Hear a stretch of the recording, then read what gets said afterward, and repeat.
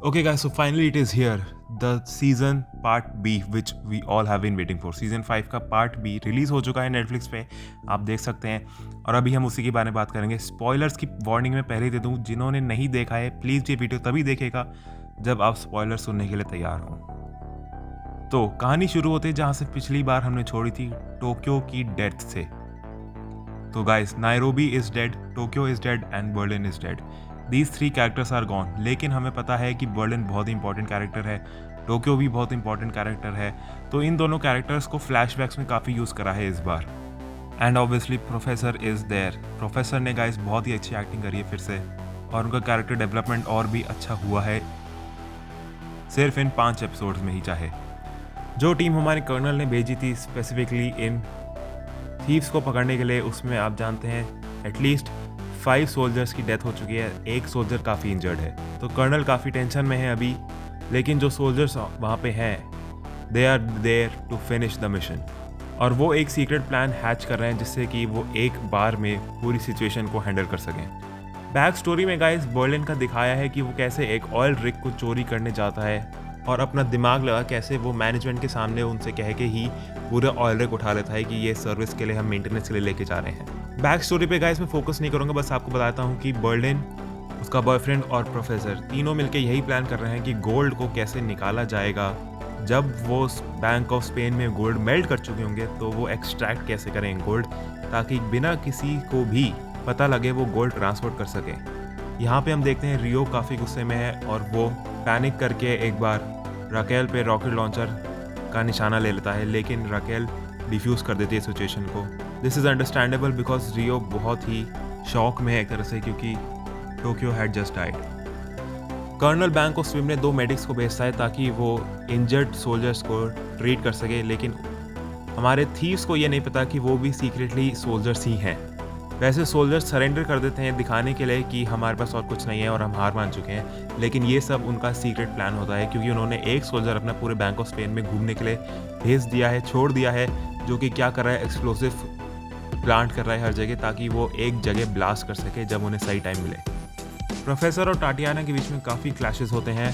पहले तो टाटियाना किस तरह से लोकेशन से भाग जाती है, फिर प्रोफेसर उसका चेस करता है, फिर टाटियाना प्रोफेसर को ही किडनैप कर लेती है और प्रोफेसर को लेके वो बल्कि पहुंच जाती है कर्नल के घर।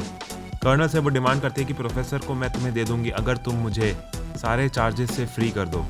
लेकिन कर्नल पहले ही इसको मना कर देता है क्योंकि उसने पैनिक बटन दबा दिया और police are on their way. Professor को गाड़ी की डिक्की में छोड़ के टाटियाना ने बिल्कुल भी समझदारी वाली बात नहीं करी। प्रोफेसर किसी तरह से वहाँ से छूट जाता है और उसी बिल्डिंग में एंटर करता है, क्योंकि वो रियलाइज़ कर देता है कि ये कर्नल की बिल्डिंग है और टाटियाना ज़रूर उसके एक एक्सचेंज करने आई होगी। लेकिन प्रोफेसर को पता है कि टाटियाना उसकी एक एलाय हो सकती है, इसलिए वो उसको बचाने के लिए जाता है। प्रोफेसर की हेल्प से टाटियाना और प्रोफेसर दोनों पुलिस से बच जाते हैं। कर्नल ने काफ़ी कोशिश करी पूरी बिल्डिंग्स को सर्च करने की, लेकिन वो उन्हें नहीं ढूंढ पाता है।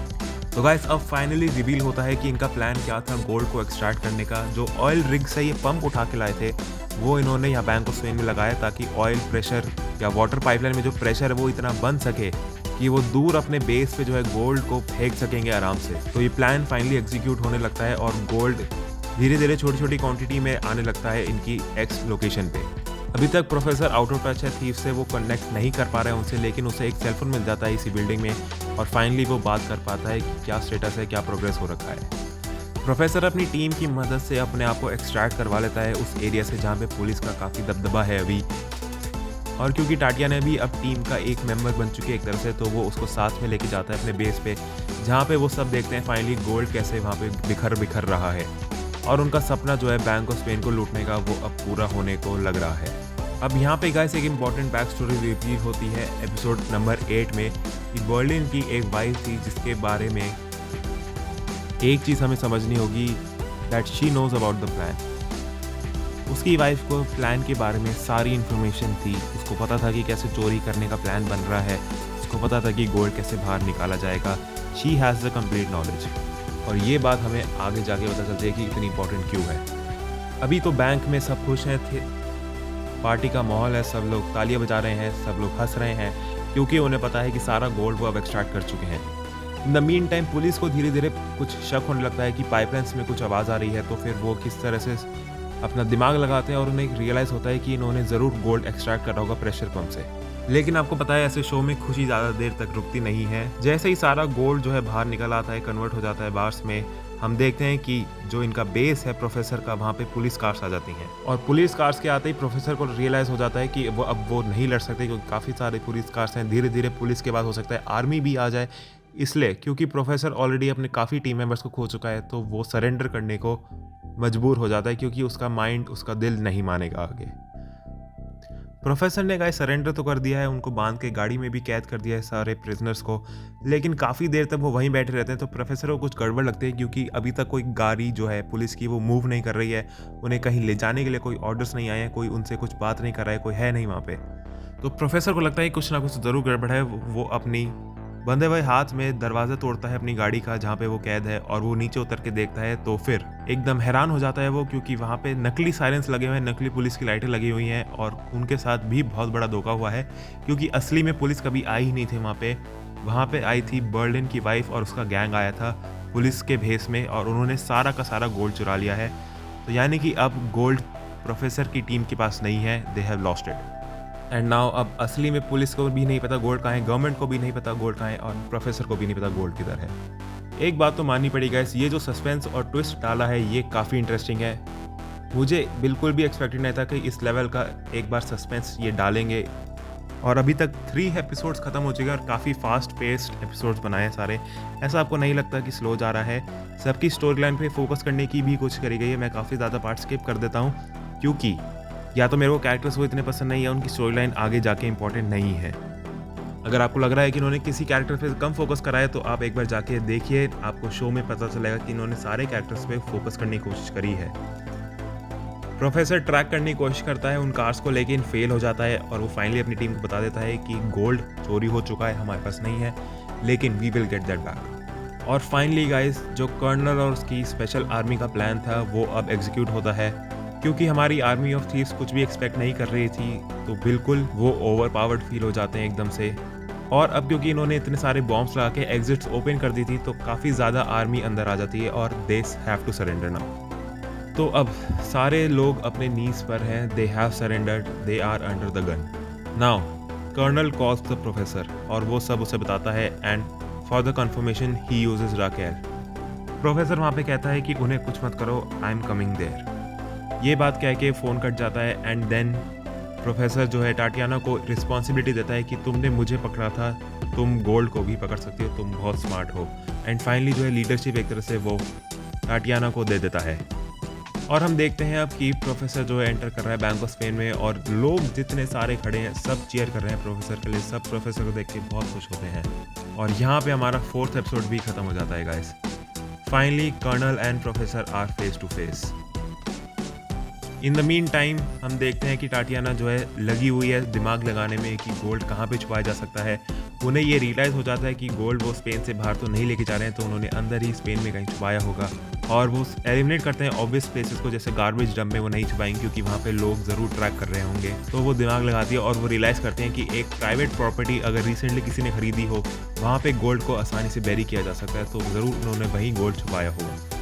अब हम चलते हैं गाइस पास्ट में, क्योंकि अब हमें इकोनॉमिक्स का थोड़ा लेसन देते हैं प्रोफेसर साहब। वो समझाते हैं हमें कि गोल्ड जो होता है फेडरल रिजर्व बैंक का हो जाता है, जैसे बैंक ऑफ स्पेन का हो जाता है, तो वो बेसिकली करेंसी को बैक करने के लिए होता है, एक इकोनॉमिक्स को दिखाने के लिए होता है, लेकिन है वो असल में साइकोलॉजिकल रिलीफ के लिए ही। लेकिन हमें पता है स्टॉक मार्केट ऐसे ही काम करती है, साइकोलॉजी पे काम करती है। तो जैसे ही पूरी कंट्री को रियलाइज़ होगा, पूरे वर्ल्ड को रियलाइज़ होगा कि गोल्ड चोरी हो चुका है और पुलिस उसे नहीं ढूंढ पा रही है, तो स्टॉक मार्केट क्रैश करने लग जाएगी, इतनी ज़्यादा गिरेगी कि यूरोप की एक और कंट्री जो है डिफ़ॉल्ट कर जाएगी, और लोग कुछ भी नहीं कर पाएंगे। स्पेन में अनएम्प्लॉयमेंट बहुत ज़्यादा बढ़ जाएगी, और फिर गवर्नमेंट जो है बहुत ज़्यादा प्रेशर में होगी गोल्ड को रिट्रीव करने के लिए। Then the professor can use the gold as a bargaining chip. यही प्लान है गाइस प्रोफेसर का। बैंकरप्सी और फाइनेंशियल क्राइसिस को ब्लैकमेल करते ही प्रोफेसर जो है अपनी टीम मेंबर्स को बचा सकता है, क्योंकि उसी के पास अभी तक, जहाँ तक कर्नल को लग रहा है कि गोल्ड है, और किसी के पास नहीं। और यहाँ पे गाइस हम प्रोफेसर की ब्रिलियंस देखें, कैसे कि वो पूरे एक तरफ से गवर्नमेंट पे प्रेशर डाल रहा है, पब्लिक पे प्रेशर डाल रहा है, उनको कन्विंस करने की कोशिश कर रहा है कि गोल्ड खो चुका है, गोल्ड नहीं मिलेगा, ताकि ये सिचुएशन जो है सबको रियल लगे, और फाइनली वो गवर्नमेंट इतने प्रेशर में हो कि वो उनसे डील करने की सिचुएशन में आ जाए। और दूसरी तरफ टाटियाना पहुंच जाती है उस फाइनली प्राइवेट प्रॉपर्टी के एड्रेस पे, जहाँ पे उन्हें लगता है कि गोल्ड बेरीड है, और वो चेक करते हैं तो उन्हें लगता है कि यहाँ पे घास अभी उगाई गई है, ये नकली लगाए रखी है, पत्थर भी ऐसे लग रहे हैं, पेंट भी एकदम फ्रेश है, तो वो रियलाइज़ करते हैं कि गोल्ड यहीं पे बेरीड है। जैसे ही वो खोदना स्टार्ट करने वाले होते हैं, बर्लिन की वाइफ और उसकी पूरी टीम मेंबर्स आ जाती है and it is about to go down. सब लोग ने बंदूकें तान रखे एक दूसरे के ऊपर। फाइनली कर्नल जो है प्रेशर में आके प्रोफेसर को बुलाता है और उससे पूछता है कि क्या करना चाहिए अब, क्योंकि प्रोफेसर ने एक डायलॉग बोला था कि अगर कर्नल तुम जीतोगे तो मैं जीतूंगा और तुम हारोगे तो मैं भी हारूंगा। तो कर्नल को रियलाइज़ हो जाता है कि अब कुछ और तरीका नहीं है, तो प्रोफेसर से ही वो एक तरह से सजेशन लेने के लिए मांगता है। और फाइनली प्रोफेसर अपना प्लान बताता है कि कर्नल को पूरी प्रेस और मीडिया के सामने जाके ये बोलना है कि प्रोफेसर ने सरेंडर कर दिया है ताकि और कोई मार काट ना हो, और गोल्ड उन्हें वापस मिल गया है। और इसी एक इशारा होगा ये प्रोफेसर की टीम के लिए कि वो गोल्ड के 2 ट्रक्स बैंक ऑफ स्पेन के सामने भेजें, पूरी मीडिया के सामने, पूरे वर्ल्ड को दिखाने के लिए कि गोल्ड वापस आ चुका है। तो इससे क्या है गाइस, फाइनेंशियल क्राइसिस जो है वो पूरी एक तरह से रुक जाएगी और रिवर्स हो जाएगी। और यहाँ पे ऐसे सीन्स आते हैं जिससे लगता है कि प्लान पूरा सक्सेसफुल हो चुका है। जो सारा बैंक ऑफ स्पेन था, लूटा था, फालतू में क्यों करा था, वो ख़त्म हो चुका है। लेकिन हमें पता है प्रोफेसर का ये असली प्लान हो ही नहीं सकता। और पास्ट में जाके मार्टिन के साथ एक कॉन्वर्सेशन होती है जिसमें प्रोफेसर पूछता है कि what is a countries gold. तो प्रोफेसर बोलता है कि इट्स एन इल्यूजन, कि वो एक साइकोलॉजिकल बैकअप है लोगों के माइंड में, लोगों को सेटिस्फाई करने के लिए, लोगों को सेफ फील कराने के लिए। तो इसलिए गोल्ड असली है नकली, बस उन्हें देखना चाहिए कि वहाँ पे है। तो वो एक प्लान बनाता है जिसमें वो ब्रास प्लेटेड गोल्ड प्लेट्स वहाँ पे जो है सप्लाई कर देगा ट्रक्स में, ताकि पूरी मीडिया को पता चल जाए कि गोल्ड वापस आ चुका है। और अगर वो अपना कार्ड सही से खेलें तो कोई भी पकड़ा नहीं जाएगा आने वाले कई डेकेड्स तक। लेकिन ऑब्वियसली इतना इजी थोड़ी है भाई ये सब करना। कर्नल वहाँ पे पकड़ लेता है गोल्ड प्लेटेड प्लेट्स हैं ये, और वो जाके जो है प्रोफेसर के सामने भड़क जाता है एकदम से कि ये तुम मुझे बेवकूफ़ समझते हो, ये क्या प्लान है, कैसे चलेगा ये सब। और फाइनली प्रोफेसर और कर्नल के पीछे काफ़ी बहस होती है, लेकिन प्रोफेसर की बातों से मान नहीं पड़ती है, क्योंकि एक तो प्रोफेसर हमारा लीड कैरेक्टर है और दूसरा सबसे ज़्यादा दिमाग उसी में है। तो कर्नल हैज़ टू सरेंडर। अब फाइनली कर्नल क्या करता है, मीडिया के सामने जाता है, कहता है हाइस्ट ख़त्म हो चुकी है, सारे चोर मारे गए हैं, सारे होस्टेजेस को रिलीज़ कर दिया गया है, बात यहीं पे ख़त्म होती है, मीडिया वालों निकलो तुम यहाँ से। और ऑब्वियसली सारी पब्लिक रो रही है कि भाई चोरी करने वाले लोग मारे गए, वह और सारी डेड बॉडीज़ को जो है बाहर लिया जाता है ट्रक्स में, बॉडी बैग्स में। लेकिन ऑब्वियसली सब लोग जिंदा ही, हमें पता है ऐसे कोई मरेगा नहीं, इतने सारे कैरेक्टर जो हैं इंपॉर्टेंट कैरेक्टर्स को नहीं मार सकती कोई भी कंपनी। और प्रोफेसर ने बेसिकली यही बोला कि रियल गोल्ड जो है वो ही हमारा एक नेगोशिएशन डिवाइस है, वही हमारा होस्टेज है। अगर तुम चाहते हो कि ये सब यहीं ख़त्म हो जाए, स्टॉक मार्केट वापस से ठीक हो जाए, फाइनेंशियल क्राइसिस टल जाए, तो तुम इन सबको यही ख़त्म कर दो और हमें जाने दो। और ऐसा ही करना पड़ता है कर्नल को, और आप देखिए कि फाइनेंशियल क्राइसिस सही में टल जाती है। और finally heist is over guys, everyone is out of bank of Spain, the gold is out, the people are out. Police ने उनका पीछा करना छोड़ दिया है, गवर्नमेंट ने उनका पीछा करना छोड़ दिया है, अब बस है प्रोफेसर और गोल्ड का मिलना बाकी। And it is now nearing the end guys, everyone is happy, everyone is hugging, everyone is meeting each other.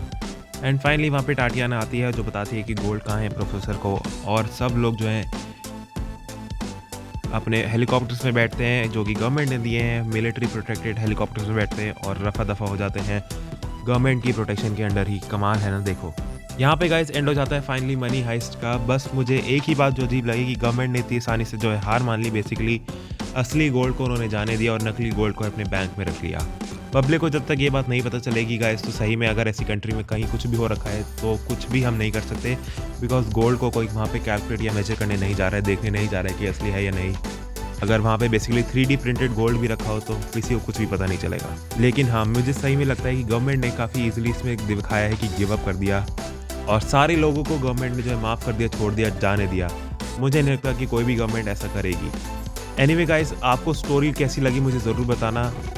मुझे आज भी याद है जब मैंने सीज़न 1 सीज़न 2 देखा तो मुझे काफ़ी ज़्यादा इंप्रेसिव स्टोरी लाइन लगी थी, इतनी ज़्यादा इंप्रेसिव क्योंकि इतनी नॉर्मल बैंक हाइस्ट मूवी हम देख चुके हैं कि ऐसी एक अलग सीरीज़ को देखना बहुत ही अच्छा एक्सपीरियंस है। स्पेशली जो प्रोफेसर का कैरेक्टर हम सब जानते हैं, हम सबको कितना पसंद है ये कैरेक्टर, क्योंकि इतना ज़्यादा स्मार्ट दिखाया है ये कैरेक्टर।